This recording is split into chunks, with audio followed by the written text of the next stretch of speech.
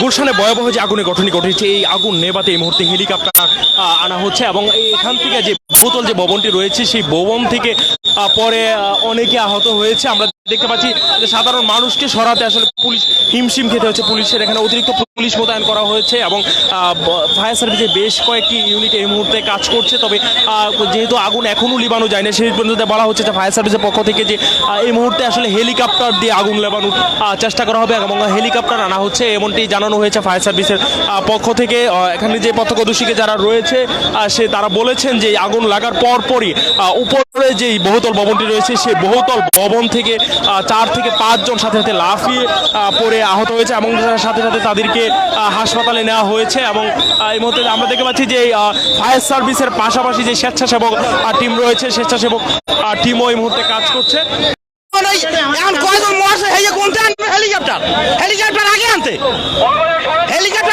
এখন ওই কয়জন মরছে কোনটা আনবে হেলিকপ্টার কয়জন মরছে এখন হেলিকপ্টার দেখবে কয়জন মরছে এখন হেলিকপ্টারের কাম কি আনা হচ্ছে যে আগুন নেভাতে হেলিকপ্টার নিয়ে আসা হচ্ছে।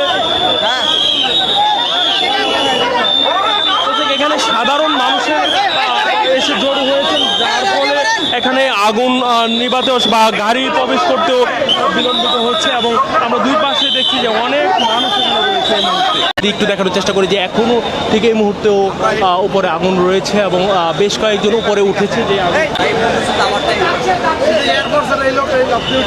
ঠিক পিছনের সাইডে আমরা ছিলাম। এই মুহূর্তে সামনের দিকে যাচ্ছি যে সামনের দিকে আগুনটা এখনো নিয়ন্ত্রণে আসেনি, সেটি আমরা দেখাচ্ছি। সামনের দিকে যাচ্ছে। এখানে যারা প্রত্যক্ষদর্শী রয়েছে তারা জানিয়েছে যে আগুন লাগার সাথে সাথেই উপর থেকে বেশ কয়েকজন মানুষ উপর থেকে যে বহুতল যে ভবনটি রয়েছে আমার ঠিক সামনের দিকে যে ভবনটি রয়েছে সেই ভবন থেকে লাফিয়ে নিচে নেমে এসেছে এবং লাফিয়ে পড়েছে। বেশ কয়েকজন আহত হয়েছে এবং যারা আহত হয়েছে তাদেরকে তাৎক্ষণিক হাসপাতালে নেওয়া হয়েছে। ভবনের দিকে আমরা কোনো আগুনের শিখা বা আগুন বাহির থেকে দেখা যাচ্ছে না, তবে আসলে ভিতরে পরিপূর্ণভাবে আগুন নিবেছে কিনা এই বিষয়ে এখন পর্যন্ত ফায়ার সার্ভিসের পক্ষ থেকে কিছুই জানানো হয়নি।